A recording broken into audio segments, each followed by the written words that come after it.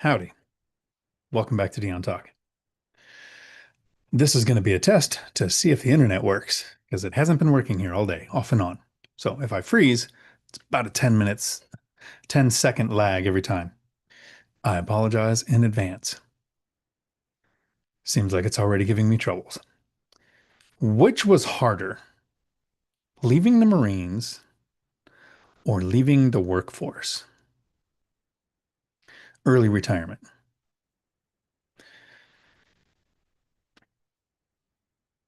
It was kind of a hard subject to research because a lot of times I have an idea for a YouTube video and I think other people are probably going through this. I've gone through it. Maybe something I learned can help them along the way. But this was something that I went through that I don't know how to articulate it in such a way that it helps other people going through the same problem. Because most of my content is to get you to the point where you have the problem of actually leaving the workplace. Like, that's the goal. When we get out of the military, it's it's challenging because I don't know if you haven't been in the military, if people have thought of it this way or not. There isn't much different between joining the military and going to prison. It's more like going to prison when you're in the military than it is like having a job. When you have a job, you have a start date and onboarding process. You learn the role. You can change companies. You can get fired. You uh, you can complain about the schedule they give you. But in the military, you're actually working with people who can go to jail if they're late for work. Failing a drug test doesn't mean you lose your job. It means jail time. Breaking a civilian law in the military is a way around the Constitution. You can actually get charged twice for the same crime in some cases, punished twice for the same crime. You're in such a different environment that most people don't realize what they signed up for until they've signed up, until they've at least started basic training, or maybe their MOS school, their military occupational specialty training. So, like prison, you get a date when you're getting out. It's a date set in stone. Some people join the military and they do 27 years. Every 3 to 6 years, depending on what they signed up for, they renew their contract. There are other people who sign up and then think of their EAS, their end of active service, their release date, their I'm out of here date, the day they get to walk out the gate, set the ball down at the gate because they're not going to play the game anymore and walk away. The people in prison can at least get out for good behavior. In the military, you get that date and it's set in stone. And a lot of units, a lot of commands have you work until the day you get out. Like you literally get duty the night before the day you get out as a way to say, hey, at least the people staying around aren't getting punished by doing what they're supposed to. Here, you do it. And when you get out, the biggest difference between getting out of the military and getting out of the civilian job force is getting out of the military, you lose your identity.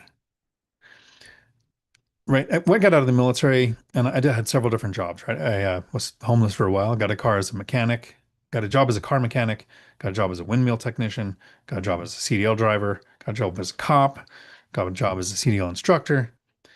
Of all the years that I drove truck, I don't think I ever called myself a truck driver. Like my mental image of a truck driver was somebody who lived in their truck. And I worked local. I never spent the night away from home for work. So my identity was never being a truck driver. It was the company I worked at, the people I worked with. In the military, in the Marines, and this is okay, this is something silly, too early for an overshare. But one of the reasons why I joined the Marines over any other branch, first of all, I joined the military for a couple of reasons. One was to get out of the desert because I lived in Mojave Desert down in California. And they put me in 29 Palms in Saudi and Kuwait and all the places where there's just dirt. So that didn't work. But I also joined the Marines because my family runs a bunch of tree services, and the Marine Corps was a lot easier than working on trees. So I'm lazy. And so that's why I joined the military. One of, a couple of the reasons. But looking at all the military branches, this is how tied up my identity was in being a Marine. I was looking at the Army, the Air Force, and the Navy, and the Marines. And I don't know, didn't consider the Coast Guard. I lived in the desert. We don't think of ships very often. The Navy wears bell bottoms, so that was eliminated. The Air Force was too smart. IQ 120, not good enough for the Air Force. Good enough for the Marines and to do like a technical job. I So it came down really to Army or Marines. And in my stupid little pea brain, my crayon eating Marine brain, I couldn't be an army. Like even the Army had the slogan, an army of one. I think at some point that was their slogan. And I respect all of the branches. This was just me being stupid and thinking, this is why I'm going to pick one. When we're teenagers and we know everything before we forget it all. But you can be a Marine. So I went in the Marine Corps. When you get out, they say, oh, once you're a Marine, you're always a Marine. No, unless you have a service-connected disability, you don't have access to the base. You're not in a unit. You don't have morning formation. You don't have discipline. You don't have coworkers and go to jail if they're late for work. You don't have a chain of command. You don't have all of the things that come with structure and purpose. You take an oath, defend the Constitution of the United States. What's your purpose? So when you get out of the military, most of us find purpose in work. So we lose our purpose getting out of the military. That was a challenge. You lose a brotherhood. And I would say brothers and sisters, but I was infantry in the Marines. And I'm thinking if in 6 years in the military, I don't know that I saw a female Marine. I've probably seen more in retirement because there's a reserve unit around here that must not be infantry, but I just never encountered them. So I lost those brothers that you live with, you sleep next to, you deploy with, and your brothers can change because you get deployed to a new unit. So it's not like you have the same 10. They always show in the movies, you got these 10 guys, you hang out with them. No, in 6 years, you probably had 4 duty stations. You probably knew 40 to 80 people in different units that bonded with all of them, but you're able to interchange them with their roles to getting out and the first time you go do something by yourself, like anything by yourself. In the military, it's um, there's a UA today, so no one can leave until everybody's had their drug test. There's PT in the morning, morning formation, like all of this stuff that you do together. And then you get out and you're like, oh, I got to go apply for a job. There's not 60 people going with me from my company to go apply for this job. It's just me. It's such a weird change. So that's a challenge. But when you leave the workforce, I think it's easier to, or at least for me, it was easier to have identity tied to my job when I got into growing a company and being attached to the company that I was at. I felt attached to being a cop, got laid off. I was actually okay with that. I actually raised my hand. I have a CDL. It took me 9 days to find a job that almost doubled my salary. Um, so my purpose after the military was my kids. So what is your purpose? Family. Could be your job. Mine was my kids. So I get the empty nest idea. When the kids turned 18 and moved out, what's your purpose? And so I struggled with getting out of the military because it was kind of sudden. I was planning on 20 years. After Desert Storm, they downsized, so my plans changed. I thought I would work until I died. I actually said, I don't think I'll ever retire early. I'm gonna be one of those guys that doesn't even retire late because I really loved what I did. And then I learned that when we can lose our purpose and we can lose our identity by choice. I watched Joe Kuhn a lot when I was getting ready to retire. He's here on YouTube. He retired with stocks, not real estate, which is what I chose. So he's got some great strategies for stocks if that's your thing. Kuhn here on YouTube. And if you listen to him, he talks about retiring to something, not from something.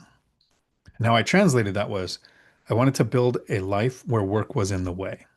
So in my last couple of years of working, when I was reaching financial freedom, when I had put money to work so that I don't have to, whatever asset class you choose to do that, it can be stocks, crypto, run a business, grow it to where someone else can run it, um, dividend stocks, real estate, doesn't matter to the asset class. Pick one and master it.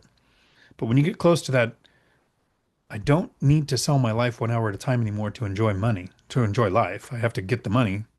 money's coming in without me having to work for it. Think about how you can build a life where work is in the way.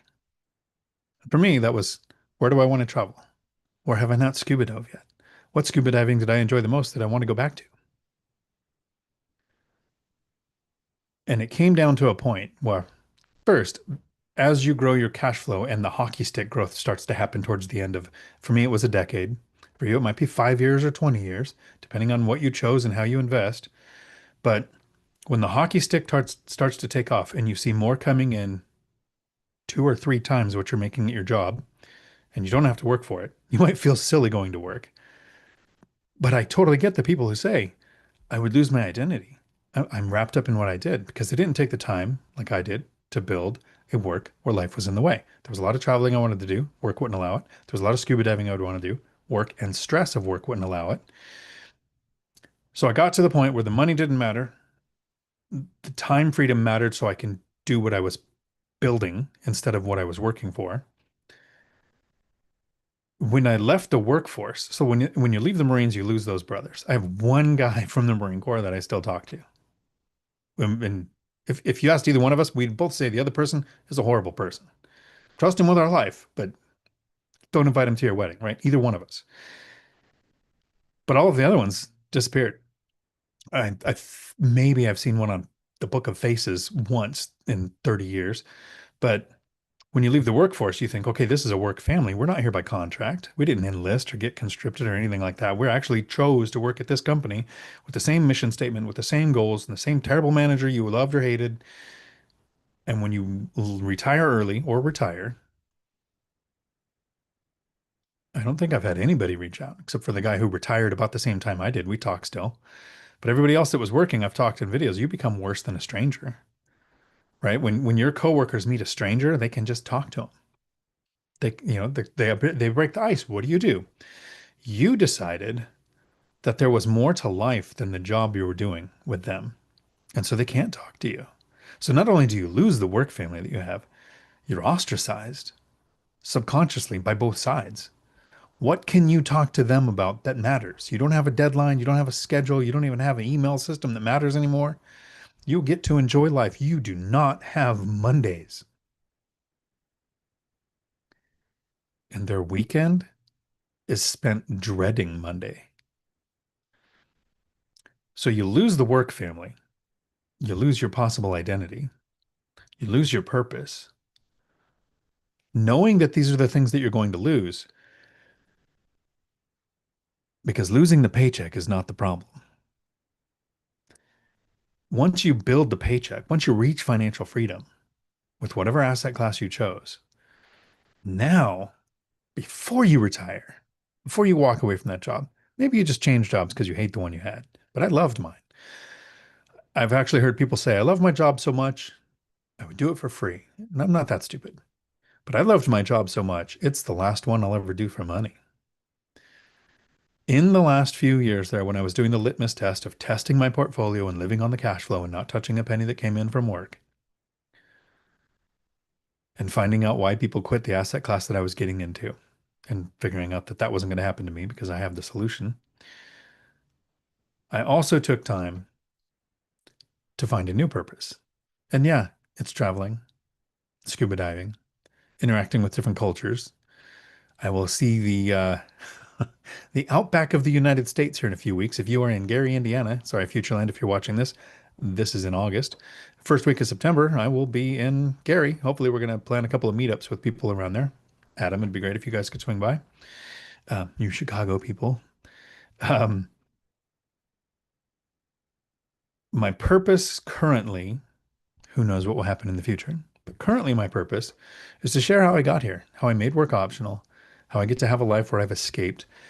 The Marines compared to prison because you have a termination date that you're looking at. Now, so a lot of people in prison renew their term too, but in the Marines you can renew. But when you get out of the workforce, you can plan, you can take some time. You can think, okay, it's taken me a few years to get these assets together. Maybe it should take me a few years to build a life I want where I don't need to work. My purpose now is sharing that information with you. That's why I've got a YouTube channel. That's why I've got a book, Financial Freedom for the Lazy Person, which you can find on Amazon, and I did not make any workbooks. Those are all scams that copied me with bad information. Most of it's in the opposite of what I teach. Uh,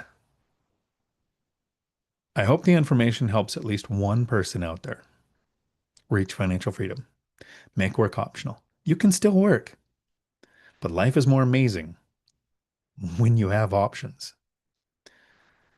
You are going to be alive in 5 years. Start living like it.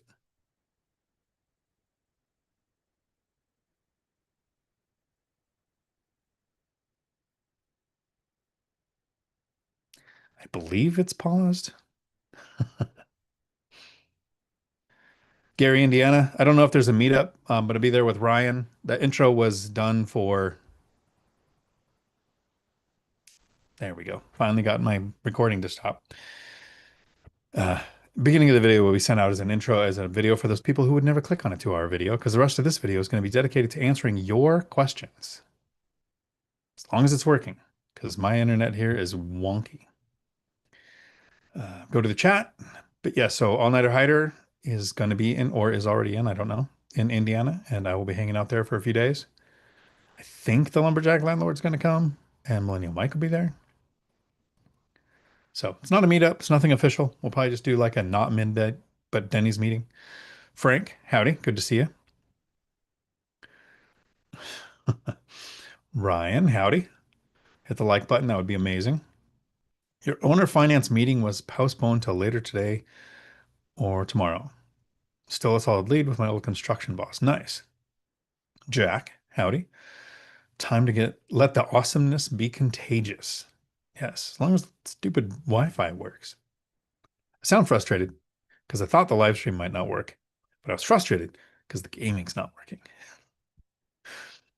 And when you have a son who has these specific days off, you want your internet to work on those days. Wayne, howdy. Speaking of Wayne, my nephew Wayne is under contract on his second duplex in Idaho. I think he closes Saturday, so congratulations. Uh, Connected him with Matt, the mortgage guy, got a better rate on his mortgage. So Matt took care of him really well. Jason, it's the name I was trying to think of when I was talking about the Chicago people. If you're around, that would be cool. Christopher, howdy. Anyone see Robuilt and Ryan Pineda's podcast episode? Only made it 5 minutes in. As it sounds like something sad is happening. I will have to look into it. Don't know.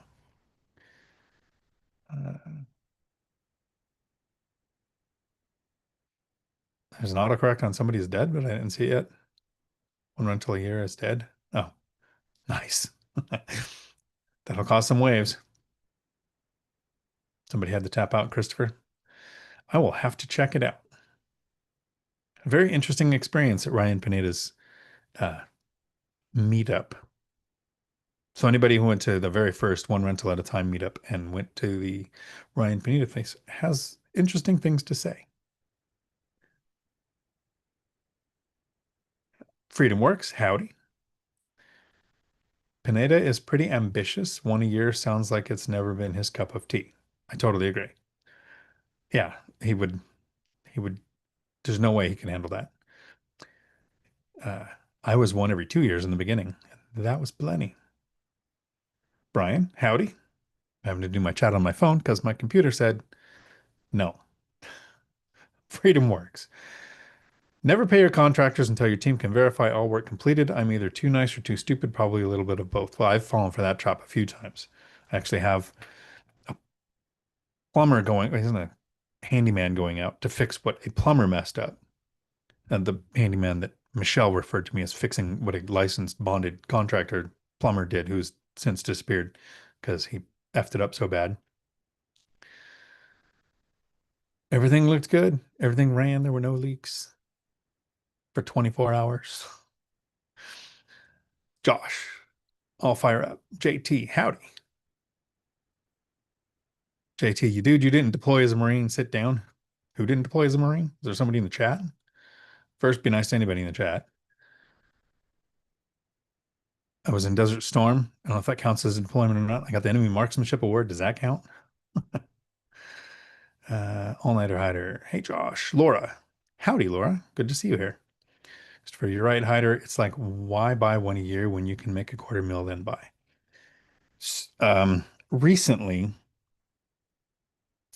there's a guy who hates my guts. If because I told him I didn't like him and he can't handle people not liking him.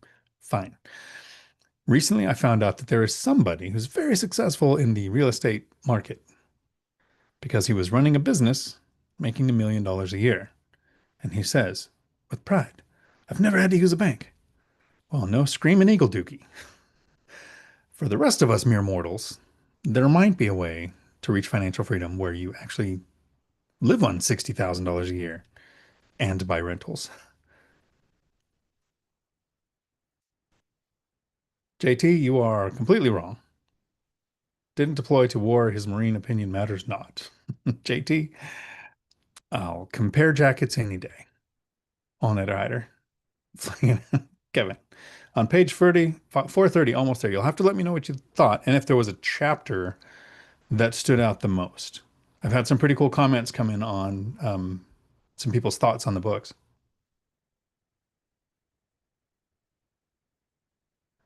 Vatsal, howdy. When you refinanced, did you keep the original length of the loan or do another 30 years? When I refinanced, I didn't do any cash out. I reset the 30 years because I was looking at rate and term. So they both reset. So yeah, I refinanced to a better rate and a better term because I would do 1,000-year mortgages if I could. The last thing I want is a paid off property, and I don't want to pay the debt off sooner than it can be paid off. The tenants will pay it off in time. I want cash flow and I want a good return on my money. I'd pay 1,000% interest on a 1,000-year loan if I can get a good yield on my return, because those numbers don't mean what people think they do. The percentage you pay has nothing to do with the percentage you earn. There's a calculation that goes in there. Is it easier to get a better return with lower rates? Sure.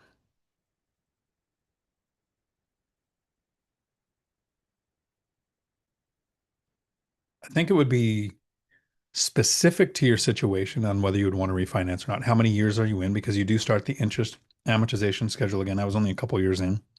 I think like 6, 4 and 5 years in. No, 6, 5 and 4 years in into the mortgages when I refinanced in 2020 to the stupid low rates.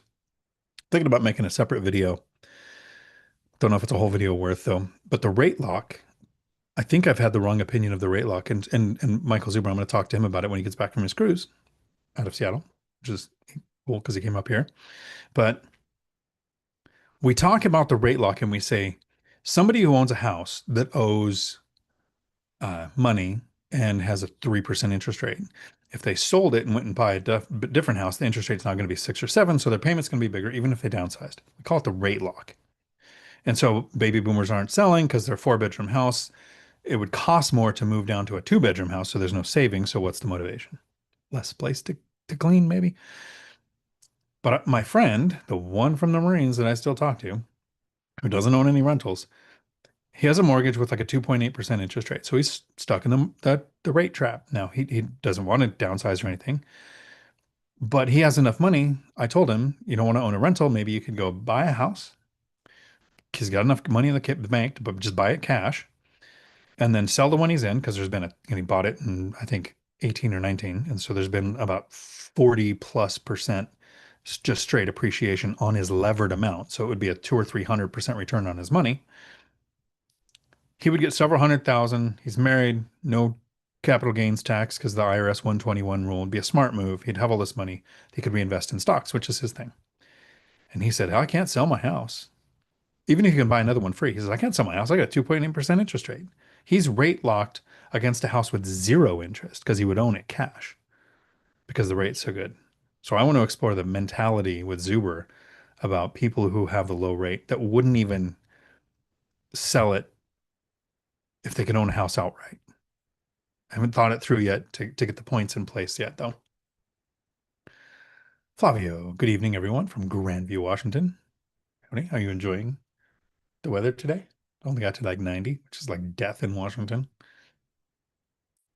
A-Rod, Robuilt wants to have the three amigos on his podcast. You guys should. I would be on there in a second. Robuilt's awesome. I don't care if I went on there and he told me I was stupid and wrong. I was watching because I'm not I'm not into tiny homes. I'm not into builds. I'm not into communities or anything. But the concept, there's several concepts from Robuilt that I use from watching his content. So absolutely. I don't know how you heard that he would want us on there, but I would love to be on there. And one rental at a time is dead if you want to be a hustler, if you want to be a mass producer, if you want financial freedom in 10 years.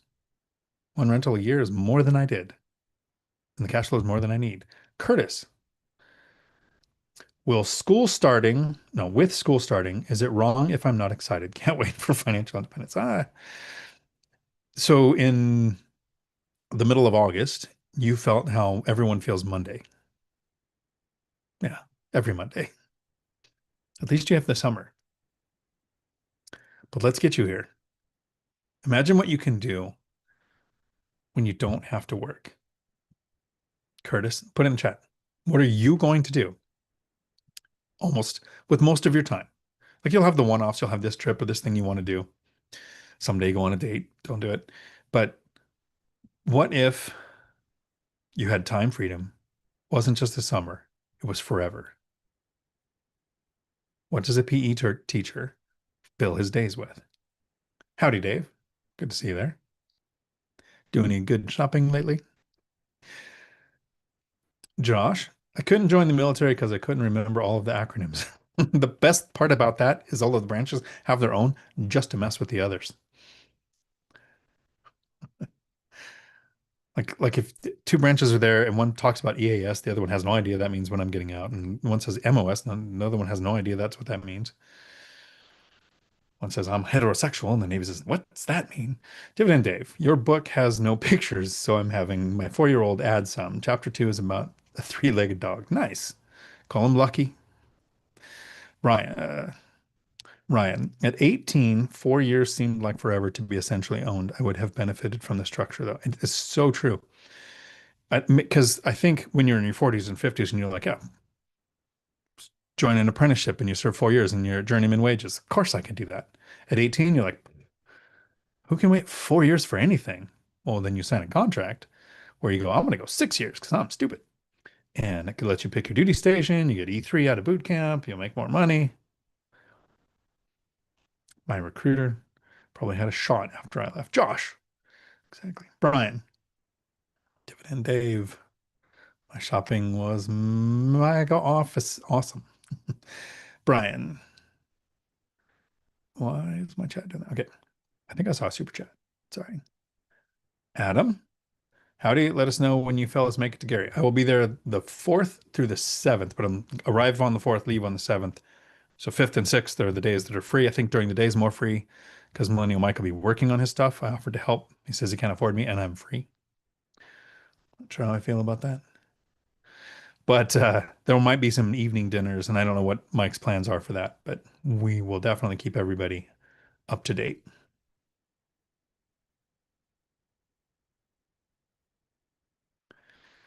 Uh, and you're right, my book has no pages. The goal was when you hold it, when you have it, this will completely offset a table leg that is 1.5 inches too short. 486 pages of no pictures, but an easy read. Brian, I just had an offer accepted on a duplex. This one will be my son's travel soccer asset. Kids are expensive. Nice. An asset for every expense. That's why I have the vodka fourplex. Ryan, my dad joined the Marine Corps. We had lunch today where he was complimented for his spit shine shoes. Nice. That never goes away. Can't stand dirty shoes. Can't stand an unmade bed. Can't stand a target not being hit either. Congrats, Brian. Awesome. Matt Bob. Ryan Pineda just released a video. Buying one rental a year is dead. I didn't listen, assuming clickbait.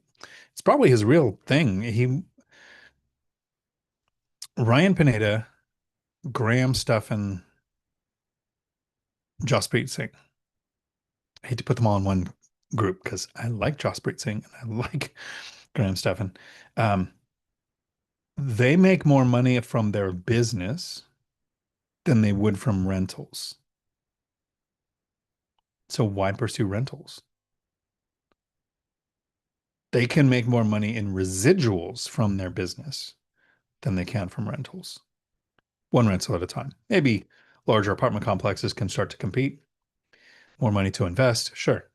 Again, for the average mere mortal out there living on a livable wage from, you know, hopefully above poverty to financial freedom in a decade. Jack, Dion, do you autocorrect got me there. Being a Marine do you figure being a Marine helped you with mindset of being the president of a CDO company and you're investing? Did it help also working through physical exhaustion, pain, and anything? The Marine Corps doesn't make you better. It just amplifies who you are. So being lazy, wanting to find the easiest way to do anything is like a superpower. And the Marines made that, amplified that. They didn't make me better. They made me better at being lazy. Managing a CDL school, it was challenging. Probably get sued. It's probably, what do you call it, statute of limitations. Now I tended to hire a lot of veterans because at least they show up on time. Like sometimes that actually matters. Uh, I'm sure it helped me with a lot of things with life. It made a lot of things challenging. If you're in my circle of friends outside of investing, like with say anything, I I don't have the ability to speak on a subject I don't know anything about. Like I'm happy to learn, but when it's like there's this when you're the sergeant and you have 16 people, you've got some corporals that have been there a while, but you've got all of these people that just came from their training, and somebody gives you vague instructions on what you're supposed to do, you have to speak like you know exactly what's going on, and I just can't turn that off. That might help with management. It makes personal life rough. Probably made being one of my kids rough. Hey, super chat from Millennium Mike. Oh, you're on in the chat. Ryan Pineda and Robilt did the movie together, and it no doubt was clickbait. And it was not clickbait. I honestly thought about doing a reaction, inviting you to it with me. It was so bad, they just trash rat strategy. Wow. Yeah. I don't say the best things about his strategy, so it's fair. I do say there is no one right way. There was a one right way for you. And that might include something Ryan says, Ryan Pineda. That might include something Pace Morby says. That might include something Grant Cardone says, like the people who grow to massive amounts of money to where Grant got to where, if it doesn't have 32 doors, don't even talk to me, started with single family. Graham Stephan lost rentals because he owned them for 10 years, but because he was so focused on YouTube, he didn't raise the rents. And those 10, and he didn't lose all 10 rentals, but he lost some of his rentals because he wasn't making any money on them. Now, if you don't have a big business and you actually spend some time focusing on your rentals, you're probably going to raise the rent. You're not going to lose a good asset. It's the one thing that I can guarantee is no one on YouTube is doing everything right. They're doing enough right that if you watch the right content and pick and choose the things that work for you. Josh, I watched part of the Pineda and Rob video. It was dumb. My impression of Pineda at first year at stands. It's not helpful, just bloviating. Lynn does investing. I'll be in Gary too. Nice, cool. We will have to coordinate with Mike to put something together. Mike is more on Instagram. I'm on the Book of Faces, but we'll get something out to everybody. I don't know when the meeting is. Not a conference. We're just going to hang out. But there is. Yeah. Okay, we'll let you know about the Gary meetup. Wayne, thanks. Congrats to my nephew. What happened at Ryan Pineda's meetup? We showed up one rental at a time. It was a Zuber event where Ryan would come and talk. He was something like an hour late, walked in complaining about missing his last tee of golf, set the room off, asked something about being an entrepreneur, and then didn't get the reaction that he wanted. And then he kind of insulted the room because they didn't all want to be entrepreneurs. Because I'm not an entrepreneur. Some of the people there didn't want to be one. But the room was also not ready to just answer questions on somebody who walked in that late. And yeah, it just was the wrong crowd. Or it was the wrong crowd for the presentation I think he thought he was going to make.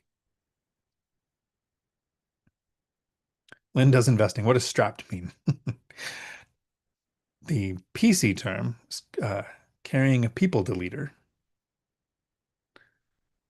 What's it make? Nice name. I had a coworker mention to me, if you keep buying rentals, you won't have to work anymore without saying a work, the light bulb above their head lit up. No, without saying a word, the light bulb above their head worked. That reminds me of the funniest thing a tenant ever said to me. I still laugh about this years later. I was signing a lease with her to move into a house, and luckily I had my son with me because it was the best time for him to hear this. She said, I'm so glad there's people like you who will be landlords. I would never want to be a landlord.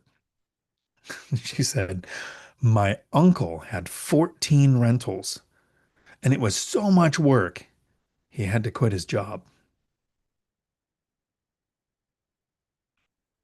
The reason you buy rentals. I agree, Ryan. Pineda just didn't read the room right. I don't think it's a problem with him. I don't think he's a bad person. I just think he read the room wrong that night. So even Ryan speaks in PT terms when it comes to talking about guns. I have videos where I have my P90 out. I think I missed Millennium Mike a few weeks ago. Chat, can you bring a book to Vegas and have you autograph it? Absolutely. I look forward to signing as many as I can. Stay on drinking wine. It is a version of Port Gallo that my mom used to drink.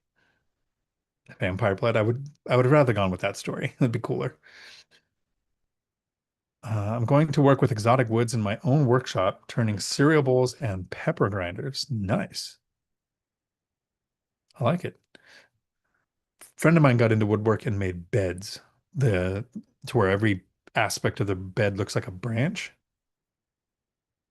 Pretty good. But he has to go on site and build them, and they're not like, hey, I'm gonna move, let me take it apart. I mean, it's one and done. Jack, if I had time freedom, I'd go out west for 3 to 4 months every year, hang out with one or two at a time people while hiking the west and enjoying the weather.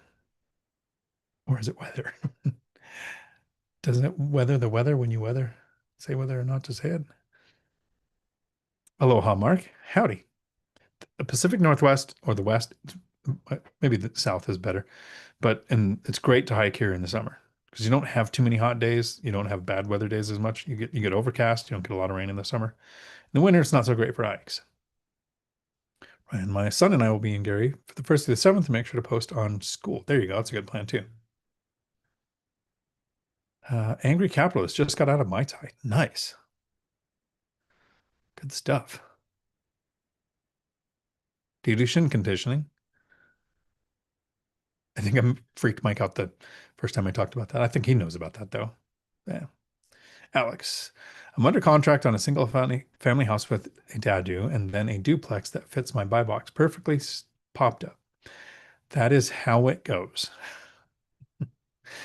Easiest time to find somebody you would want to go on a date with is when you're in a relationship. It's probably a bad analogy, but yeah, if you didn't own the single family house or weren't under contract for the single family dadu, would you have noticed the duplex? Curtis, if I had time freedom, I'd be healthier and do things I've had to say no to over the years. Interesting. Be healthier.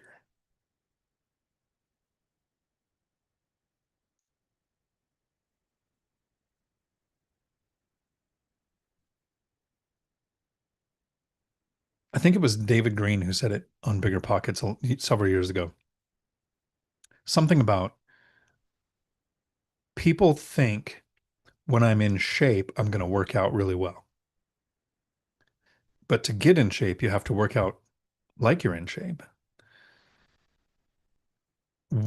Wow. The healthier part is something I'd focus on now. What could you do to change now to make that a priority?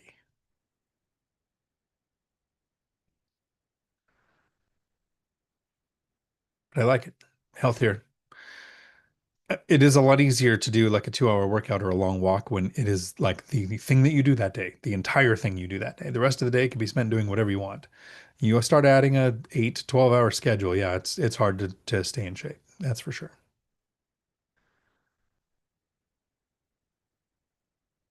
Uh, It's a good deal, but you're sad you can't buy both.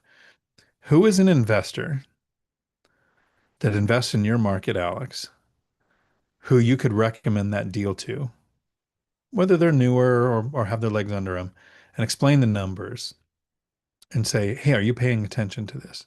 To build a relationship with an investor in your market that a year or two from now might turn around and do the same thing to you. And that's not a play to get you to do it to me.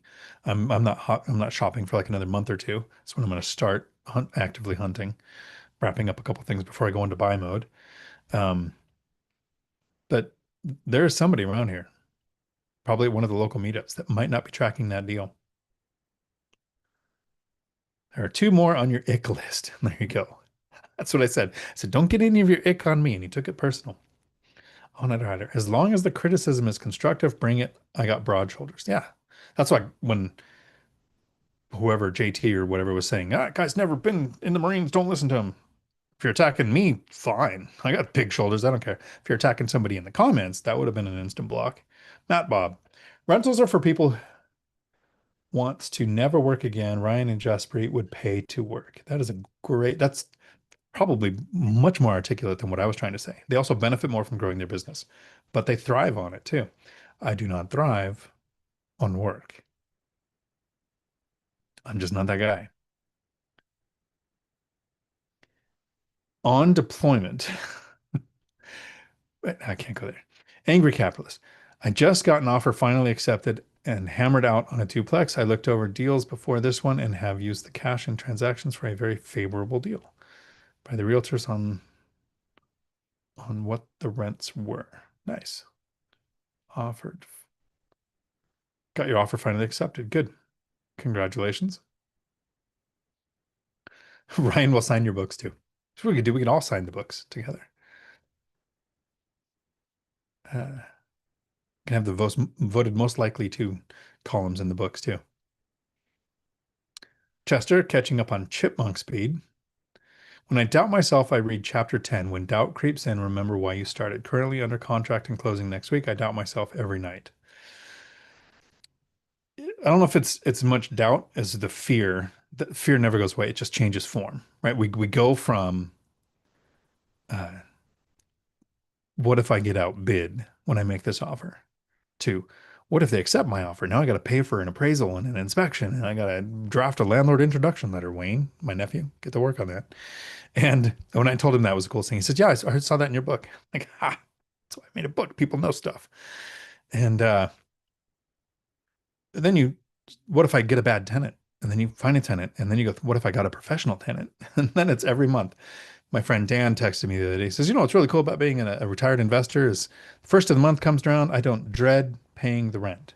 And I sent back. I said, what's exactly the same about an investor and a tenant is on the first of the month, they both wonder if the rent's going to be paid. Jack Stewart, I just finished listening to Pace Morby's last night at work. Made me depressed, feeling like I'm not doing enough. Turned your channel on, realized I'm right on track, and it's okay. 10 years is okay. There are people that listen to Pace and get fired up and make huge moves with intelligence and research and get really far ahead in the game. There are people who listen to Pace and think, why bother? Why even start? You just got to figure out which person you are.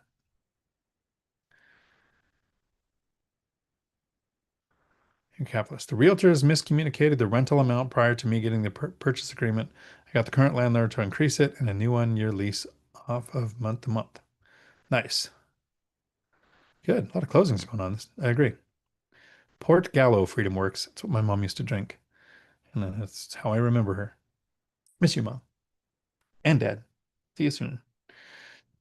Cash flow is freeing. Just received your book. Can't wait to start increasing my knowledge and get REI smarter. Nice. And then Laura took back a message because she knows she likes to mess with me. I'll lose sleep tonight wondering what was said forever and ever. Cabragoon Cabulous. Dumb question. There are no dumb questions. There are just dumb people that I have to interact on a daily basis. I think I said the quiet part out loud. How do you keep from getting into trouble with more free time than most without overspending? I've heard people say uh, the vacation budget goes up a lot when every day is Saturday or something like that. You have more time to spend. That's a good question. So, how do you avoid from spending too much? Because my challenge was almost the opposite. It's how do I avoid spending too little? I was making most of my life, I made less than $60,000 until the last couple of years at my job when they realized I made more money at rent and they had to compensate me more to keep me there, and it didn't work. So I didn't have a lot and I wanted to invest. So I lived frugally. Old vehicles, didn't eat out much. If I did, I would go out with friends. I'd have an appetizer. Like I didn't take vacations for 8 years. So when I retired, I've had to create what I call reverse budgets. And reverse budgets is a requirement to spend money. I require I spend 2000 a month on food, eating out. I have a vehicle duplex. My next vehicle, I want to be cost worthy to the money that that duplex makes. Uh, when I take trips, I want to make sure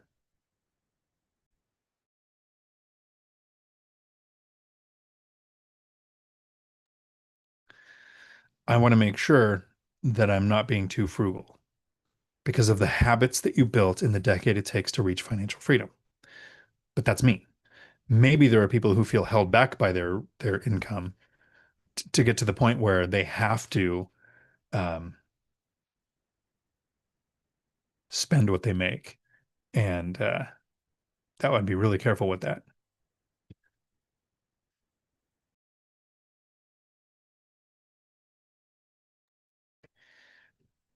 Um, Test your portfolio before you retire. Whether it's a year or two, I did it for four. Technically, really started tracking it the last two, but for 4 years, I didn't touch any money from my W-2, and I was living off of the portfolio income. So I had a good feel for how much I would have coming in and how much I had to uh, guard myself because you can easily outspend any amount of income. I know people who definitely do it while they're working. So that's a good question. I've never been a budget person. The reverse budget's kind of weird. Testing your portfolio is probably the best thing that you can do. I think, let me think if I can get this to an articulate thought.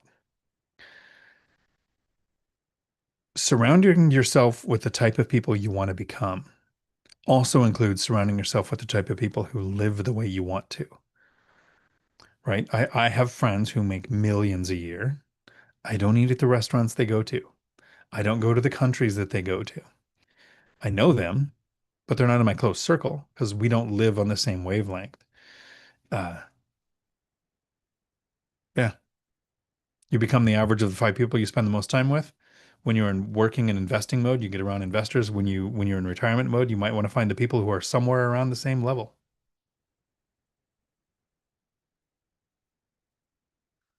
That I, Smart people are willing to ask dumb questions in an effort to be smart. There you go. I hear Frank's looking for a new market. I hear he is too. I don't know if he is until next year though, unless he can handle a sixth market. Keeley, howdy. Haven't been in one of these videos for a while. I hit my 20 year in the service next year. It's hard to decide what to do next. Yeah. There is an aspect that I wanted to cover in the beginning of this video that I didn't. There's one thing in the military that your chain of command can't teach you, no matter who they are, no matter what life they've had, they can't teach you this. When you're in the military, no one in the military can teach you how to get out successfully. There are some people in the military who got out and they can teach you what that's like. And then they got back in, and that's how you're interacting with them. They didn't get out successfully. They failed at getting out and got back in. So how do you find in your local community or in your circle of friends, find the person that used to be in the military to find out what they're doing and how what they went through. And then whether it's a second career for the investing or your second pension or whatever a lot of people do when they get out of the military, what kind of life can you build where work would be in the way? Instead of doing what so many people do is get out and start another job and try to tie their identity up into it. Nate, halfway through the book, it's been great so far. Bought 4 extra copies for close friends of mine. Awesome. Thank you. Appreciate that. Hopefully it helps them and you. PE turned RE. Good point. We'll try to manage teaching, agent stuff, and health. At your age, most people don't worry about their health. I think when you get closer to my age and you think, okay, at 50, things don't heal as fast as they used to, but you now know more people in their 60s and 70s, and you see how fast health can fade. And you think, oh, I should have been doing this the whole time. Josh, my workout is taking laps around the house with my walker. I'm 1 week into hip replacement and getting stronger every day. Nice. A lot of people that are going through hip replacements. Hopefully that surgery is getting better. Nate was under contract on my first property, a triplex built in 1910. After a thorough inspection, I had to walk away. Too many issues. Looking for the next one, hopefully by year end. Nice. Good call. Sometimes the deal you walk away from is the best thing that you do. I've walked away from one once under contract and still glad I did it. Laura, Dion, can you elaborate on how to approach the neighbors with a huge tree that is in danger to my duplex? I had spent over $2,000 trimming it in preparation for hurricane season. So I have to go through this myself. I just had a tree limb take out an electric line going to my house, one of my duplexes, and I think it was $2,500 in total damages or whatever. So I get it. You want to be ready for that. You want to. I would probably have AI do it, script it, and go through and edit it too. So use Chat GPT. It's free for doing this kind of stuff. If you want to do images or anything, it's $20 a month. It's not the best, but I want a professional letter that says, it is my opinion that this tree is a danger to my property. You either need to provide a letter from an arborist saying it's not a danger or have the tree trimmed. So you can have an arborist give it an estimate too. And certified mail, send it to them. Handing it to them doesn't count. Email might not count as much. It depends on how you know them. But a certified letter to their house stating, if the tree damages my property, it will then be a claim against your insurance. And good luck. If it's a lot of damage, it's probably going to be a claim against your insurance. But my insurance company told me that's the only way they can go after another property's insurance is if they've been notified officially with a certified mail that the tree is a danger. Then they have an option to respond with an arborist's opinion. And it can't be theirs. It has to be a professional tree service.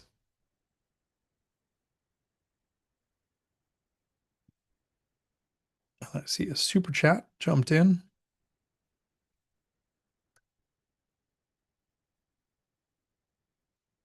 I think I saw a super chat. There we go. It just finally came in. There's lag on the computer. I went in knowing veterans who got out successfully, reconnecting with them, their end of active service was instrumental post-service success. Nice. I did a lot of work with transitioning service members when I ran the CDL school. I actually did a 2-year survey with the VA on how to make a learning environment more. This was a learning experience for me. We were trying to go more PTSD friendly, and there was some things like the color scheme of the room.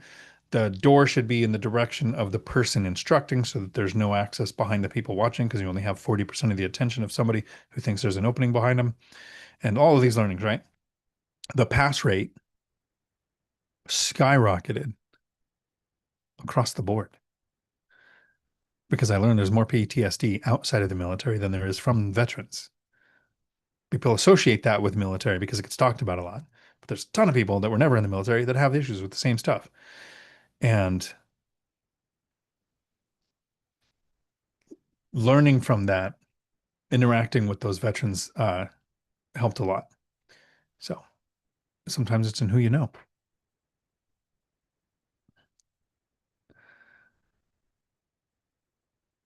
And my chat moved.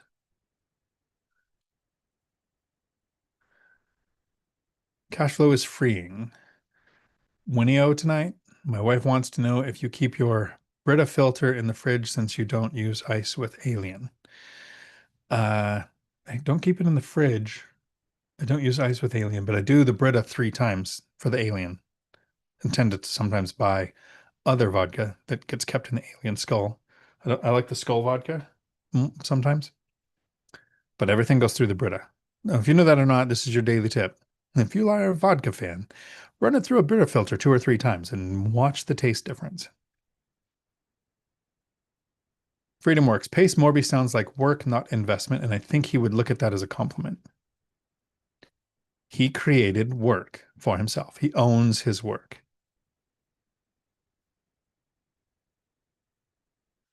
Ryan says, Pace sounds like he is into investing into others. That's a good way to put it, too.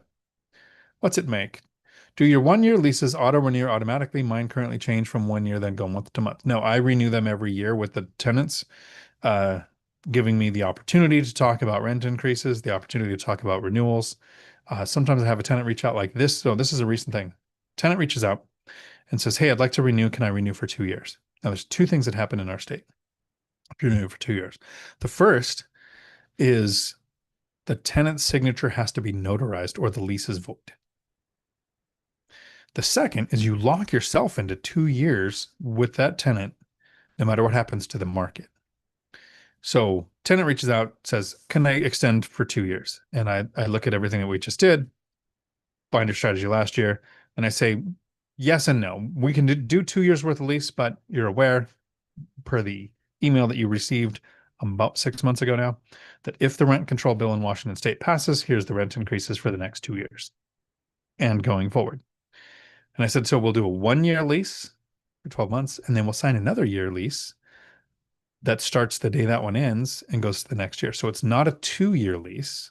It's 2 leases signed at the same time with the planned increase. You can actually structure in a planned increase in one lease, but I didn't want this tenant, and we just can't connect to get her signature notarized. So that's how we're handling that.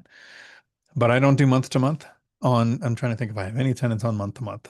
I have one that might lip into month to month because I'm actively trying to get rid of them.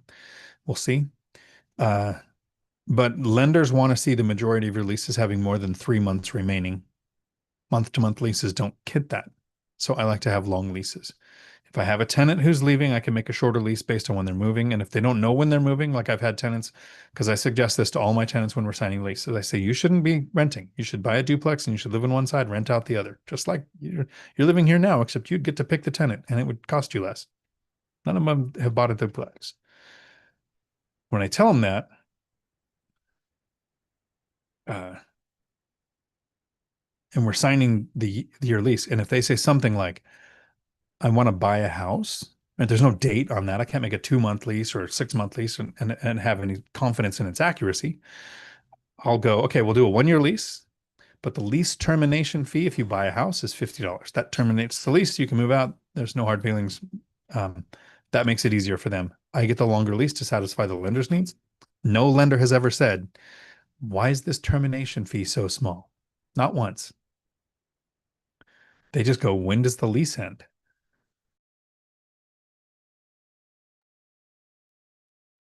Matt Bob, 60% of population are broke. Can you imagine reaction explaining reverse budget to the crowd? Would pay to see that show. Yeah, it's 60% are broke. It's a trough. Some video idea. You have a trough.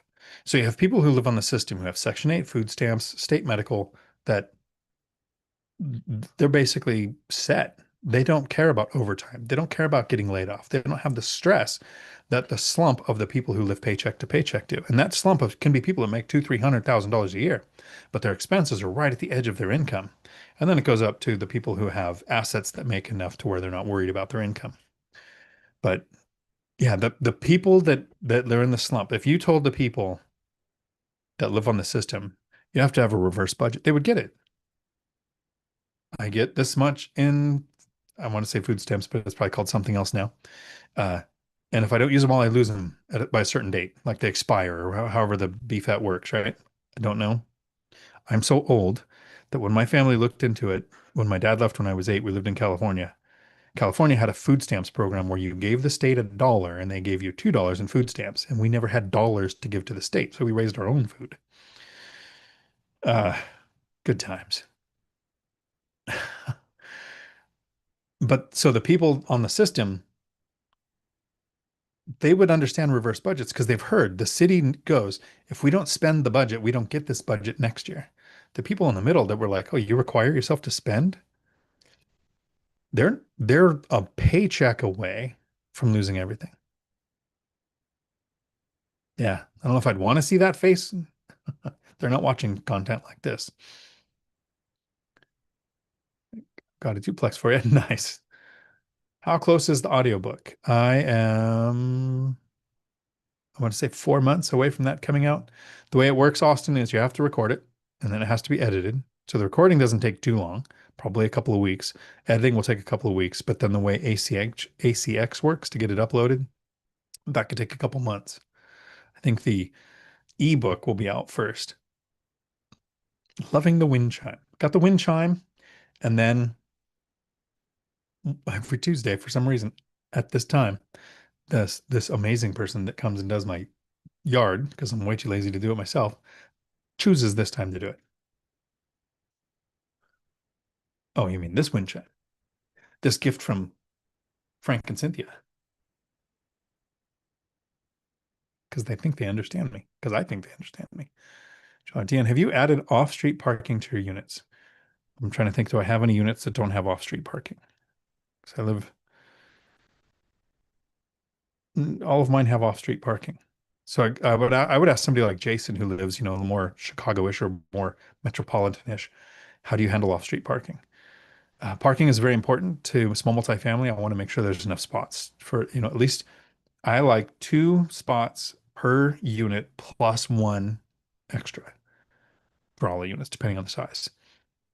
Uh, so it's one of my things I look at. I don't think I mention it very long when I go through my list of side by side, washer dryer hookups, pet friendly fenced yards. Once in a while, I'll mention parking, but that is also as important to me. Thank you, Laura.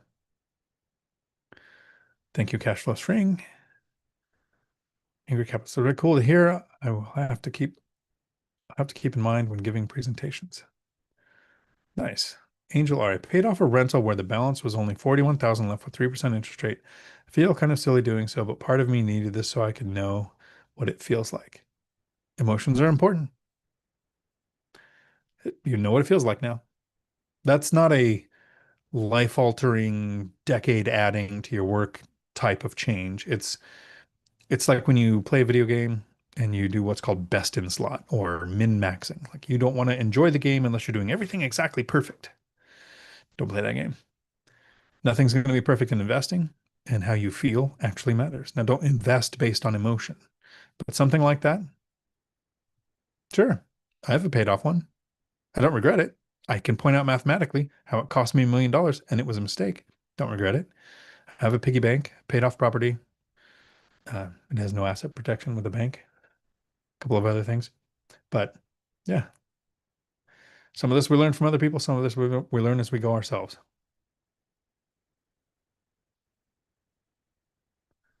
Angel, you can still lever that back up if you want. That is true.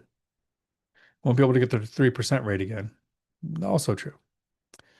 But if you factor in inflation when you go to lever it up, I think mathematically it still makes sense. Alex, yep, Angel, I didn't receive the same thing and felt the same way. Let's see if it gets any better and see what Alex says. The meetup is next Monday. Thanks for the reminder. Since it's a Cooper's, if you're in the Tacoma area, the Financial Freedom for the Lazy Person Facebook group, here's an announcement for you. There is a Facebook group called Financial Freedom for the Lazy Person. So people can do things like talk about investing, or if you're around an area where there's enough people, have a meetup. The next one around Tacoma is at Cooper's near Ruston next Monday, and I will see you there. And if anybody's close and you bring a book, I'd like to write something in it for you. Mailed the second person who won So everybody who leaves a review, I use, oh, I put it away. The dice of doom, 20-sided dice, because right now there's about 20 reviews to pick somebody who gets a book that I write something in and then send to them.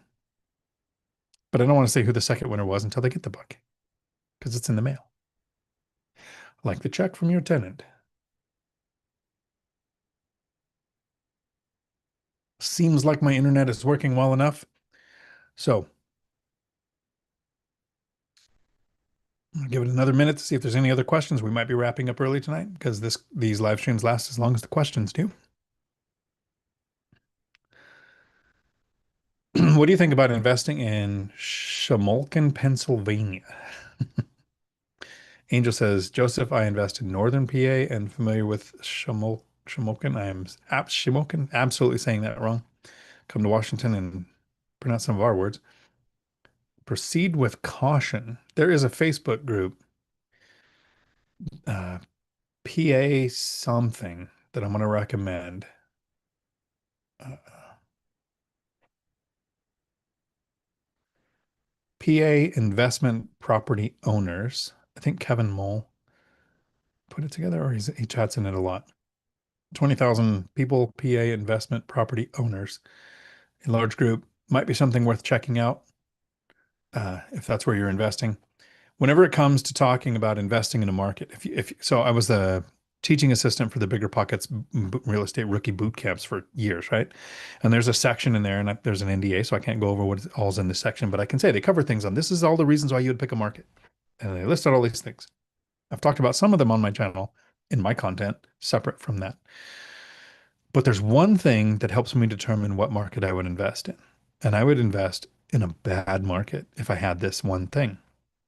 I don't care what the average yield is. I don't care what the economic drivers are. I don't care what the population growth is doing. What I care about to invest, because you can invest, someone is investing successfully in every market, and people are investing unsuccessfully in every market.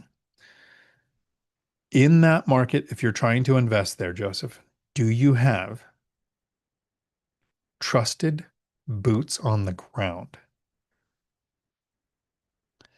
For me, it's me. I invest within an hour, hour and a half now of where I live, so I know the markets. I know what to avoid. I know how many economic drivers there are and where to diversify and where to spread out my properties. All of my properties, the goal was more than 10 miles apart. There are two that are only 7 miles apart from each other, but it's because they're in the middle of about seven huge economic drivers. One is the largest base on the West Coast that I know of. I have to do some research. But JBLM, huge base. The capital is within commute distance. Like there's reasons why I'll allow those to be that close. I don't want them closer than that. If I was going to invest at a distance, I gave myself, I think at the time I said I gave myself a year. If I don't find a deal within a year in my markets that I'm looking at, because the market shifted or whatever, within a year, I'm going to deploy this money at a distance. I'm going to invest in another state. I don't have trusted boots in any state. I don't have anybody who lives in another state that's close enough friend that I think is actually going to come to my funeral if I had one. Funerals are for people under 20 or with kids under 20. But so I don't have, I would not invest out of state. But what I do have is a friend, I consider a close friend, who he invests out of state.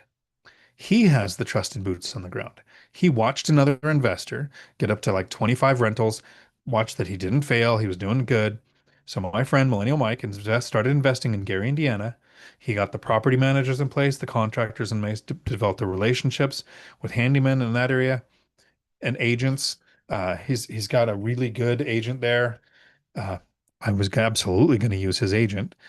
And so if you're investing around Gary, Indiana, contact Millennial Mike for contact info for his agent. I have his end of my phone, and I would share it if I would. I don't know that I have it. Angelo, I should put his number in the chat, but Mike will put his comment. I'll pin a comment later with Angelo's contact if you want to invest there. I was going to invest in Gary, Indiana because of Mike's relationships, because his trusted boots on the ground. So Joseph, is that close enough for you to consider yourself trusted boots on the ground?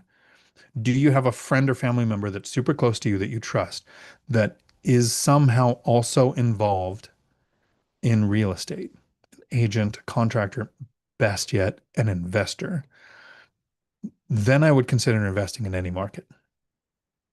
Frank, old guy REI, with a super chat. Thank you. How would you feel following someone for years trying to do what they've done successfully and then they stop and switch strategies? That's a great question. Would you feel following someone for years trying to do what they've done successfully and then they stop and switch strategies?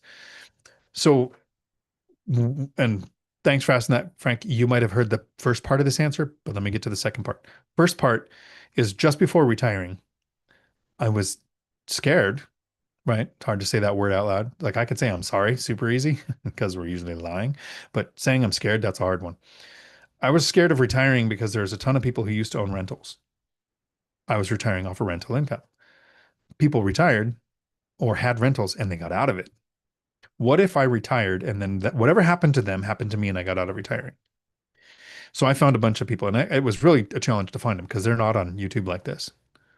These are the people trying to do rentals. They're not the people who gave up. They're not at the local meetups. Where they are is in the Choose FI groups, the Mr. Money Mustache groups, the other financial independence retire early groups that aren't based on investing in real estate. A lot of them used to have rentals, and they said, almost all of them said, I sold the rentals because I was afraid of raising the rent and losing a good tenant. So since they didn't raise the rent, they lost a good asset. Since I created the binder strategy where my tenants asked me to raise the rent, it's actually a free course at diontalk.com where you could sign up for the free binder course. Teaches you how to get your tenants to ask you to raise the rent. I thought, I have the solution to that. So there are people who change strategies in the strategy I was looking to use. I found out why. If you're following somebody for years and then they change strategies, why? Right? I went a decade without any burrs.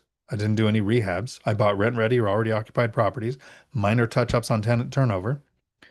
Biggest things I was doing was adding a closet to a den when a tenant moved out to doing a full burr when I retired. That's a strategy change. I didn't like it. I'm not doing it again. But I did it because I now had the time freedom to self-manage a burr and the funding to self-fund a burr. So it made sense. My investing strategy is still right back to my next place is going to be rent ready or already occupied, small multifamily, possibly a house hack. We'll see. If you're following somebody and they shift their strategy, an example, the sentence, when you have won the game, stop playing, right? I went 8 years with no vacations. Now every day is a vacation. That's a big shift. We talk about not comparing year 10 to year one. We also don't want to compare the window of life that they're in to the window of life that you're in. So if you're following somebody for years and then they change strategies, what else is going on in their life that might not be going on in your life? That is the reason why they change strategies. I would hunt down that reason.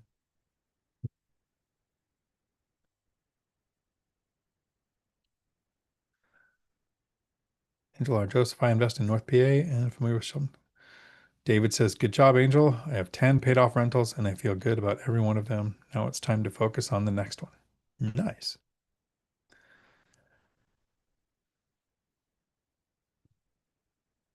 I want to say so many smart things.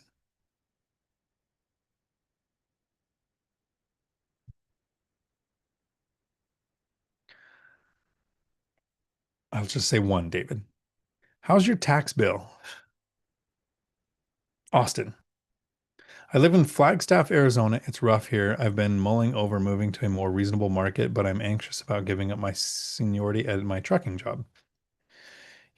Yeah, especially if seniority at a trucking job, if you haven't been a truck driver, which I never called myself one, seniority doesn't always mean you make more. You could probably go somewhere else and make more money as a driver. More companies will poach you and pay you more. But are you going to get that route? Are you going to get that load time? Are you going to get that dispatch or receiving clerk that you've developed a relationship with? Changing companies as a driver is not easy. Uh, How far in a different direction from where you currently live can you move and still work at the same company? Right?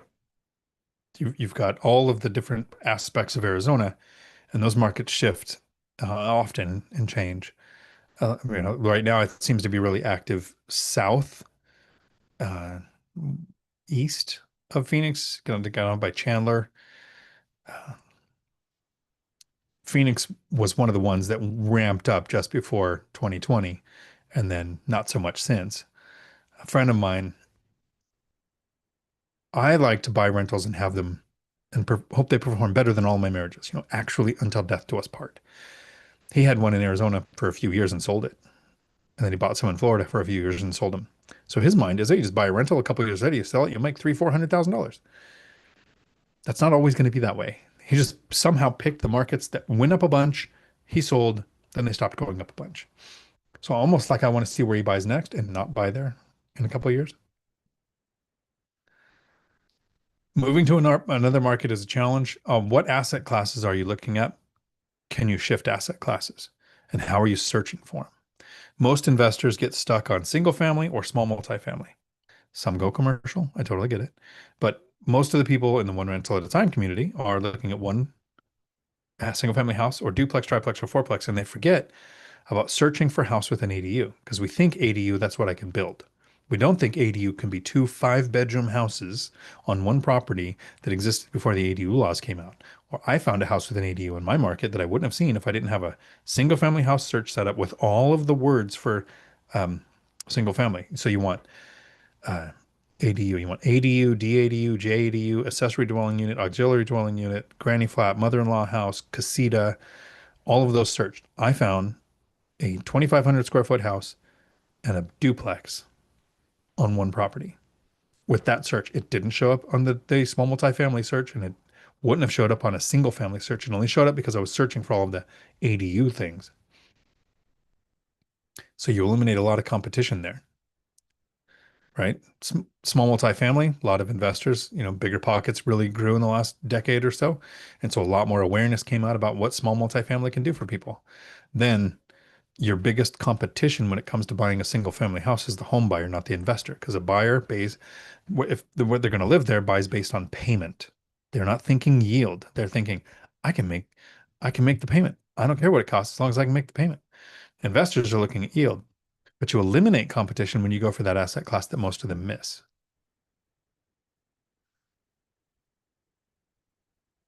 Linda's investing. Are you going to Gary to check out the market because you want to invest there? Nope, I am just going to show support to my friend Mike. And it's always fun to hang out with Ryan. So, and everybody else is going to be there. But what's the point of time freedom if you don't do something with it? And then Angel R took back another message to make me lose sleep forever and ever and wonder what was said. Alex, doesn't get better. It's a lesson learned. It's supposed to sting a little. There you go. That was in reference to the paid off property. Does it sting a little? I think it would sting a little if I was still working, if it contributed to me still working. Curtis, if I went to Mason or Lewis County, I'd need a new team because of the distance. That is a challenge, building up especially the handyman team more than anything else in the new areas.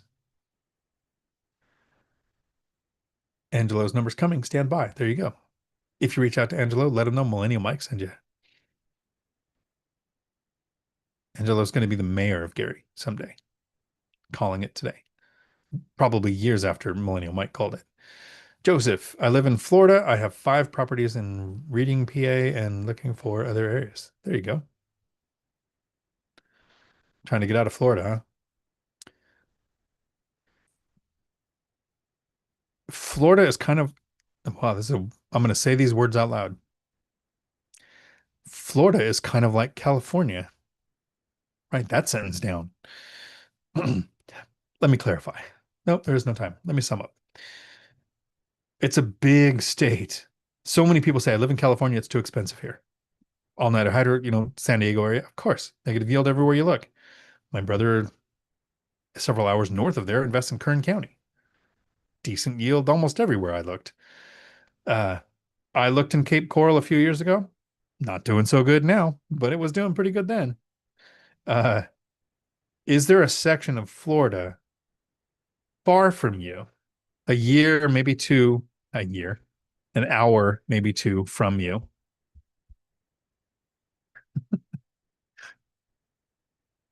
Still gonna tip the guy. Can you imagine not tipping somebody because you're doing a YouTube podcast? What a douche I would be. Investor, investors are allowed to change their minds. If life changes for you, you may want to reconsider the way your investments are stocked up. Yeah. And there's also a chronology to it. My neighbors across the street, like I said, I won the lottery on neighbors. They had 11 rentals and they're selling some off and going into dividend stocks at the age of life that they're in. My strategy is buy rental, hope it lasts to the end of my life, right? But my plan when I'm closer to 70 is to find somebody like Mike and say, hey, you're about 50 now, because that's the age difference between us. Uh, how about I sell or finance everything to you? I'll sell one property, pay off all the debt because there won't be much left in because I'm not pulling money out like everybody else does, and then sell or finance the whole portfolio to him and live on, cash flow without tenants, toilets, or termites at that point. My strategy has not changed. That's what changed in my life. Now, there are people who go, this is what you need to do. This is what you have to do. And nothing else works. And then what was the roided out guy? I'm completely pure and I just eat liver or whatever. And then you find out it was all fake. That's what you want to watch out for. Angelo Agent in Gary, Indiana. Then his phone number is in the live chat. Joseph, I have a property management company there, but I've been hearing a lot about Shamolkin. Am I even getting that close? Oliver. Whose name was Oliver? Somebody's name was Oliver in trivia the other night. Have you ever thought about doing a VA rental setup? It's kind of like Section 8, but just for veterans. I'd consider it. I haven't done it.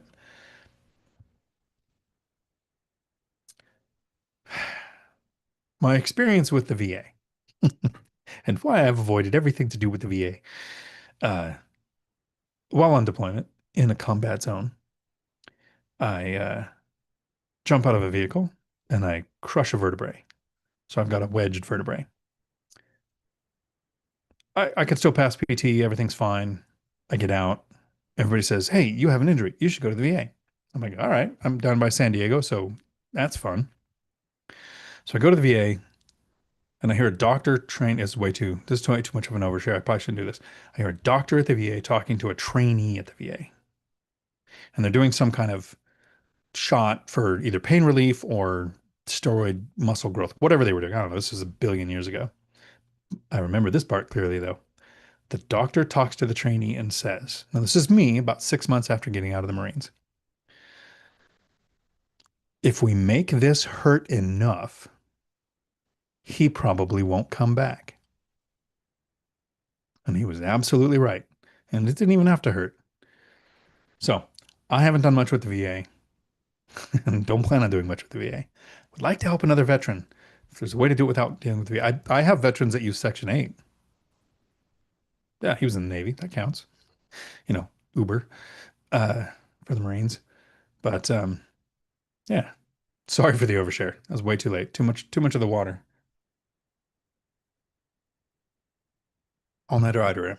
Angelo Pedroza to leave a complete contact. There you go. Joseph. Angel, can I get your email so I can, if you guys email me, I will do it. I will connect you guys. But I'd have to have an email from both of you.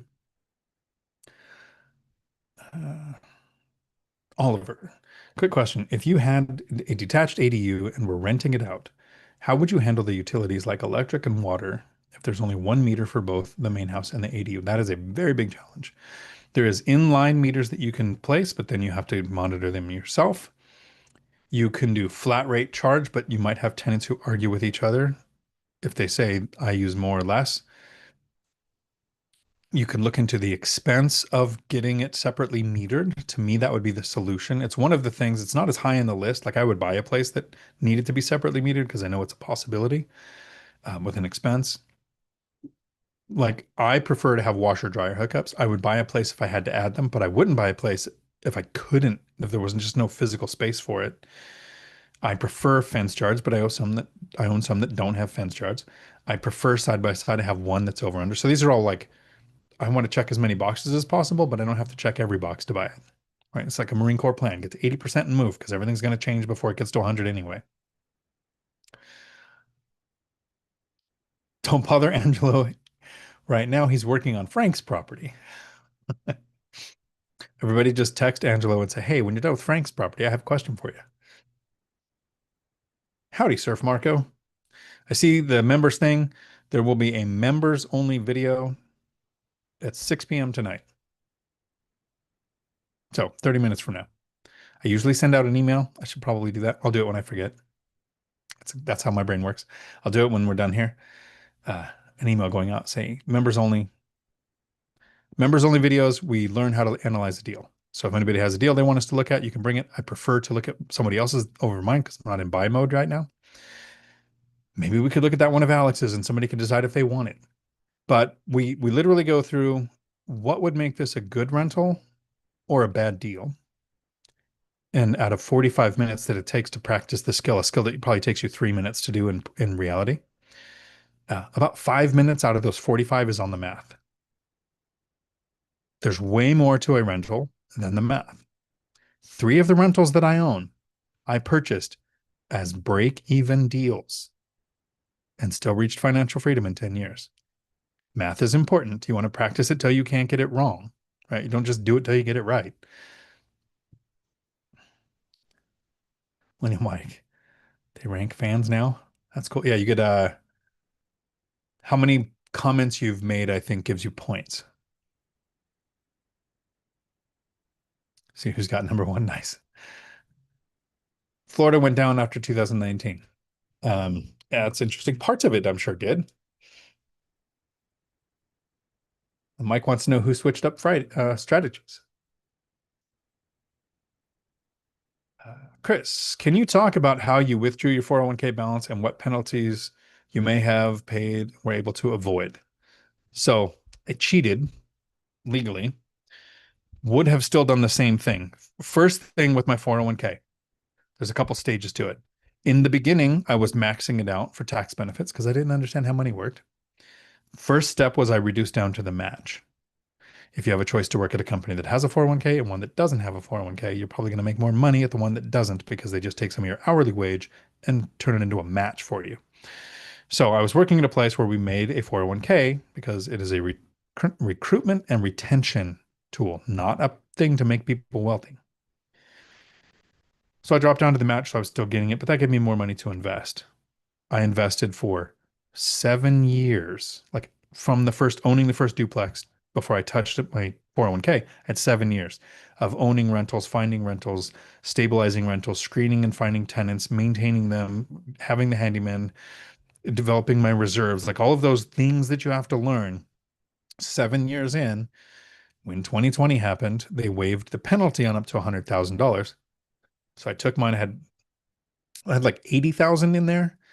And in March, it dropped to 35 or something. And then I waited, and by September, it was back up to 86. So I pulled out $86,000. I just had to pay the taxes.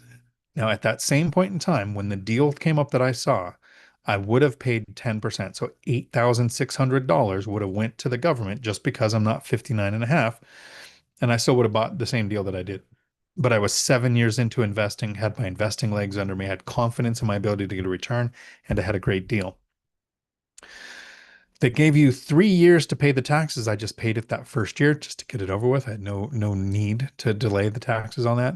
And it was a year where I didn't make too much money that year. Might have broke 100,000 in 2020 because that was right when they started going, oh, he's making money in rentals. We should probably compensate him. Before then, it was always 60,000 a year. 61 was like my peak from like 15 to 19. It didn't move much. And then all of a sudden in 2020, they were like, oh, you should make some money. So I retired 2 years later because that's not why you work. But now that's how my 401k worked. Even after pulling the money out, I continued to contribute for the match to get the money that was part of my compensation package. And then once I retired in 2022, I retired on July 5th, 2022, but who's counting? And in 2023, with no W-2 income, I pulled out whatever money because it was less than there would basically be no taxes on it because of the graduated tax system. Laura, I am still going good in Florida, 2.5 hours away from where I live. Nice. There's a lot of distance places that might work right where people are, might not be the place. Robuilt is changing his strategies. Yeah. Can you learn? So I still watch BiggerPockets episodes from 2011, 2012. It's the mindset that you need to keep yourself going. They shifted. BiggerPockets went bigger is better. They started bringing on the people that have hundreds of units, massive syndications, uh, 50 unit trailer parks connected to city water, city sewer. One became a broker. Like they just got so big. And then they were like, hey, we're going to shift and go back to why do you think they have somebody like me, a self-professed lazy landlord, the lazy investor, financial freedom for the lazy person, being a keynote speaker at the BiggerPockets convention, BPCon 2025 in Las Vegas in October, which actually this week I have to make it. I'm a presenter. I'm not a PowerPoint guy, but they want a deck. So I got to make a deck because people like images. I got to do that this week. So I've got to remind myself to do that this week, which takes away from the game time and the audiobook making time. So see how that goes. Cabragoon Cabulous. By the way, thank you for your service, Mr. McNeeley. Thank you. And thank you for your support. Especially, I think it was JT at the very beginning of the thing that said I wasn't a Marine, or that I didn't deploy, or whatever he said. Dude, you didn't deploy as a Marine. Sit down. Oh, I'll have it in my next video. Kuwaiti Liberation Medal. Austin. I'm at a LTL trucking company, usually making around $52 an hour, 10 to 11 hours a night. They even trained me and paid for my CDL, make $28 an hour in training. Yeah, sounds like a good deal. If it's a local LTL, local, less than load, a good company. $52 an hour. It's not Old Dominion. It's not Oak Harbor Freight Lines. It's not Redaway. It's hmm, local LTL. I'd have to think of who that is. Looking around for apprenticeships at LTL trucking companies, quickest way you can start making six figures. Yeah. So I got laid off from law enforcement. This is 15 years ago. I got laid off from law enforcement because of the 2008 housing crash, and I got a job at Oak Harbor Freight Lines. Worked there for 9 months, and then went on strike. So it didn't even make it a year. I would have made, if I had stayed the whole year, 115,000 that first year. Just 1 year, like I doubled what I was making as a cop, just going there. And then he went on strike, and I started teaching at the CDL school. So there are good jobs out there. Har Freeman. Howdy. Is that math concept in the book, doing it till you can't get it wrong? Yes, there is a section in the book called, this book actually has an index at the front, because that's where the index goes. I saved the beginning for the front. That's an actionable lesson, lazy landlord systems section in the book for the math. I forget what the name of the chapter is.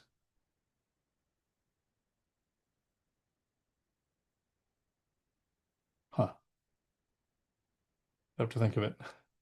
There's a section where I literally break down what we do in the members only meetings. And I should just know that.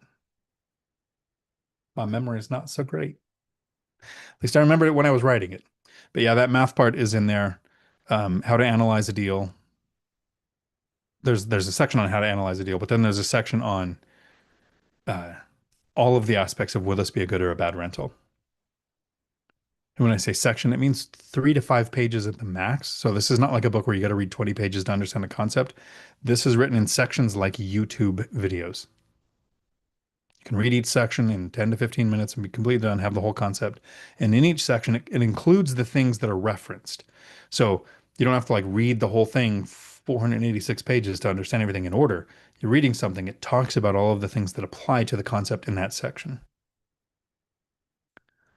Cooking some homemade pizza with the family. We'll check back in. Nice. I'll stop by and grab some. On page 96. Nice. I should I should take the time and tell you the section for the math because I know it's in there. Uh, just can't remember because my brain sucks.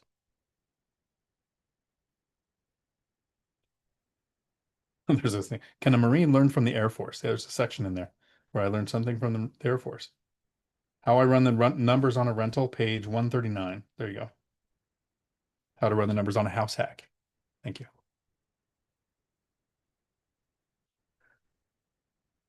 Are you okay? Yeah.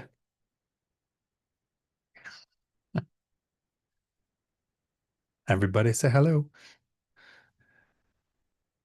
On page 96. Austin. I'm in Arizona. I have my own bed every morning. Nice.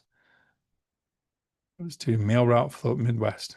Nice. Surf Marco. I really appreciate your recent video on the why.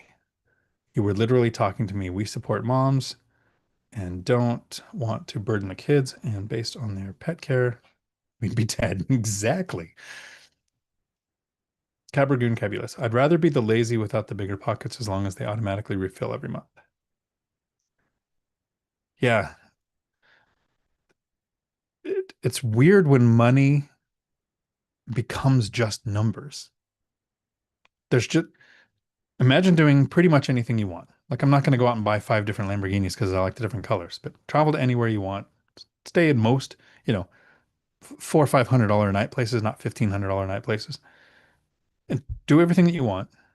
And next month, without you actively working, there is more money in your account than there was last month. Can you wrap your head around that without the 40 to 60 hours of work of weeking to make there be more money in your account next month? That's one I'm still working on.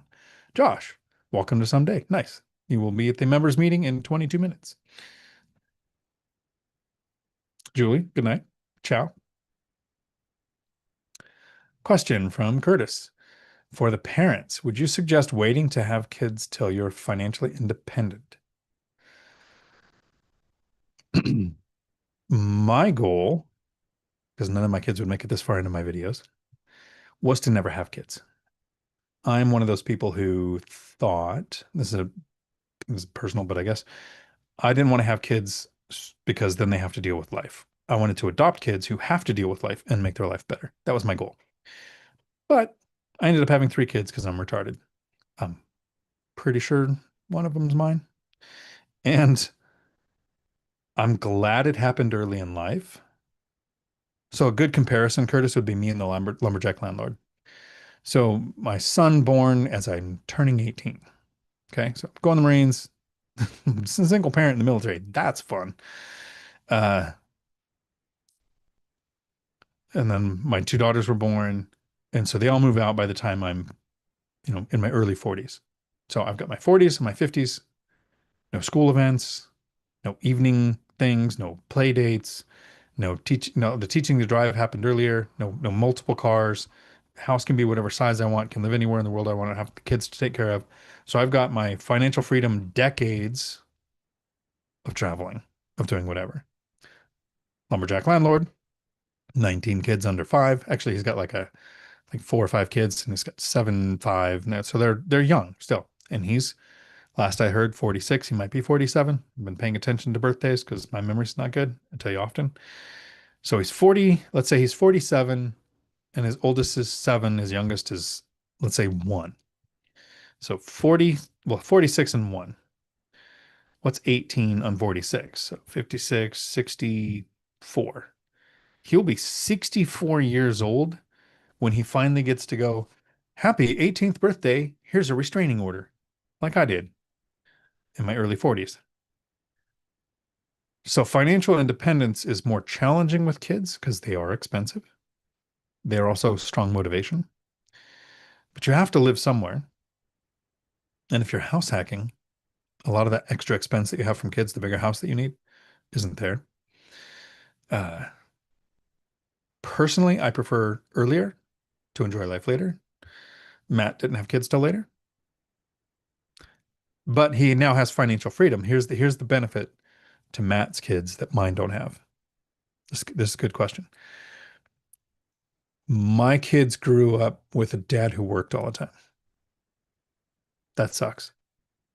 Now, if you reach financial freedom and then you have kids like Matt, he's going to be at every event. He's going to be able to take them to school, pick them up, private schools, all these things. So the kids' lives might be better financial freedom than have kids. Selfishly, might be better the other way around. Although I think Matt has a really good personality to teach his kids. I think my kids are better people for growing up poor. I know good comparison of some people who make about $9 million a year, significantly different tax bracket than I'm in, and their kids, oh, their life sucks. Let me put it in terms that you can understand.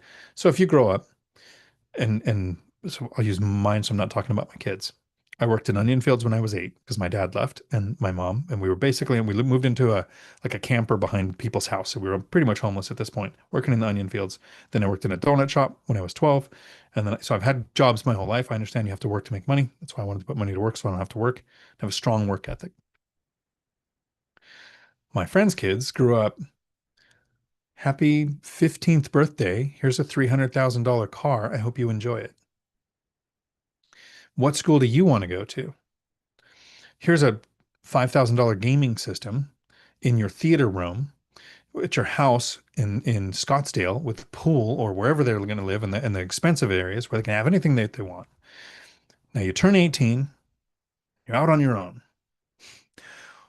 What the F is that kid ever going to do in their life that gets them something like the life that they had when they were 15 or 16? So I think Matt's going to handle it better. He does things like train his kids with, uh, weekend, what do you call it, yard sale shopping for deals and how to negotiate and teaches them business stuff. Like they're hopefully going to be set up better than my friends' kids and how they turned out. They're one of them turned into a decent human. The other one is still not, we're still not sure. The money was the problem, not the kid, not the parenting. They were very involved parents, but money makes things different. I could still adopt kids. Yeah, I was trying to adopt Frank, but I don't think Cynthia will let him go.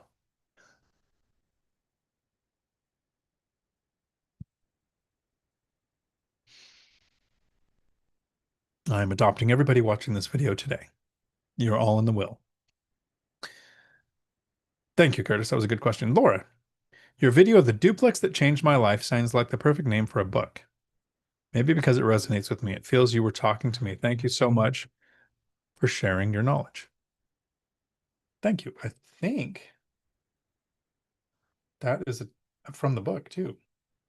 The duplex that changed my life. Or writing that section of the book is where the video came from because it comes together. Redaway is no more because the union put them out of business. Oak Harbor Freight Line's very close to the same. They're still working, but they have not resolved the strike from like 15 years ago. Charles, I was asked to do an inspection on a 2-engine aircraft tonight. Found out he had 12 rentals while in active duty. Sold them, says rentals suck. I just think he quit too soon. That's who I was looking for, is who got out of owning rentals. Why did they get out? What did they do differently? A lot of it was they didn't have the people skills to manage the tenants, or they went with a property manager and got took. Yeah. Curtis, Ryan says, Curtis, not if you have a plan and are executing the plan. Austin, I bought one of the 2 houses under 500,000 here 2 years ago, put 5% down, paying $3,200 mortgage. This place would rent for 2,500. There's finally houses that are move-in ready coming on market. Bought one of 2 houses under 500,000 here. It sounds like the numbers where I live. Houses are 450 to 700,000.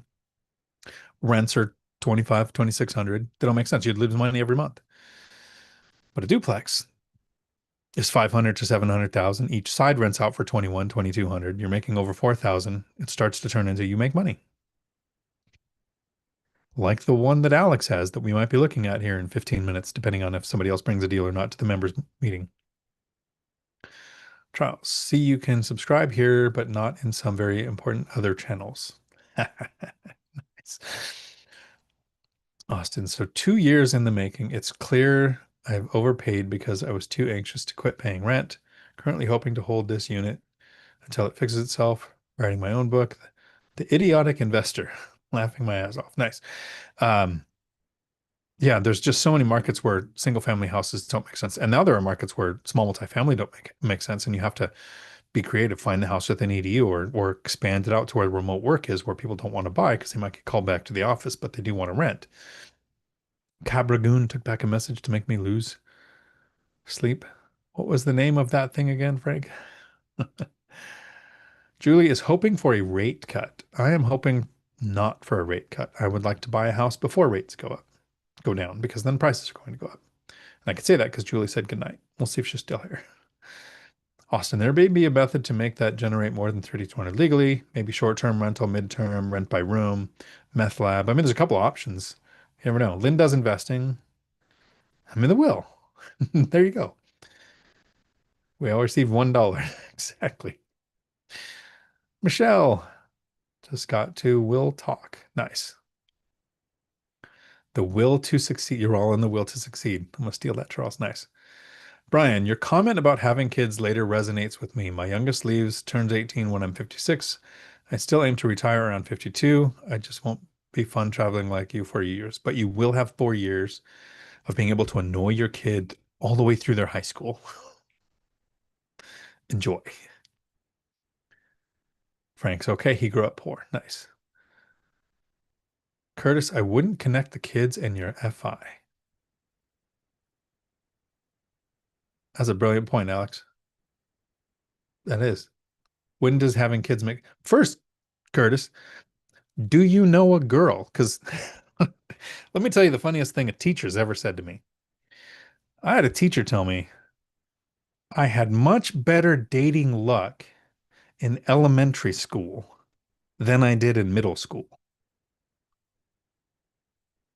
I'll just let that hang there for a second until you realize he's a teacher and he was talking about the teachers in elementary school are more approachable and probably more attractive than the ones in middle school, at least where he worked. But if you just hear the first few sentences, you think, huh, to catch a what? Uh, Thatch is big on being wealthy, but keeping his kids grounded. That's good. That's been our philosophy as well. Kids have to work and have skin in the game, let them fail, but also be there for them. That's why I tell my kids that when I'm 80, I'm marrying an 18-year-old, so they haven't even been born yet, and they're going to get everything. So my kids are responsible for their own stuff. All-nighter hider.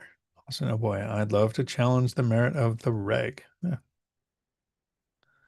Rent by room could work in my market, but the university here lobbied to make sure they're the only game in town for rent by the room. Yeah. It's one of the problems with short-term rentals is there are people fighting to get them taken away.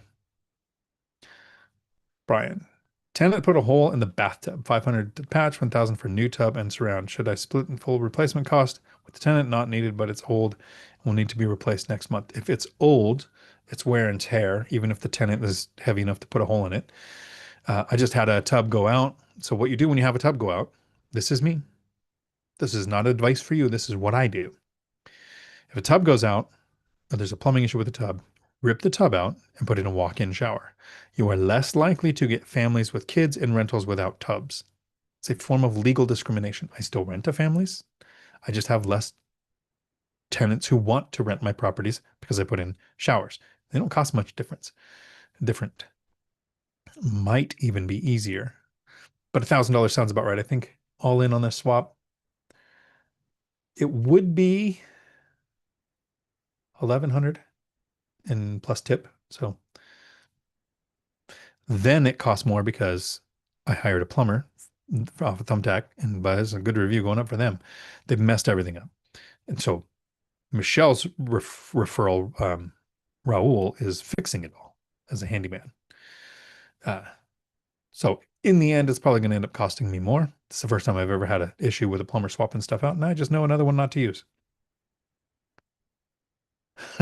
Kids, free employees, it's a fine line. Yep, I think that's what I was with my mom too when we worked in the onion fields. I made 50 cents a bag that we loaded that I filled. My best day was like 16 bucks, and she would probably double that. Uh, but I didn't get the money. She did. At the end of the day, I got to go to the Roach Coach and buy something.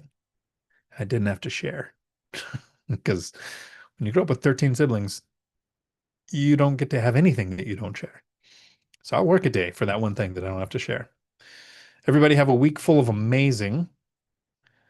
If you're in the members group, there will be a members only meeting happening in about 8 minutes because my internet's working. I wasn't sure if I was going to. What's going to be harder for you? Retiring, leaving the workforce, or changing companies? Because at some point you might want to do either.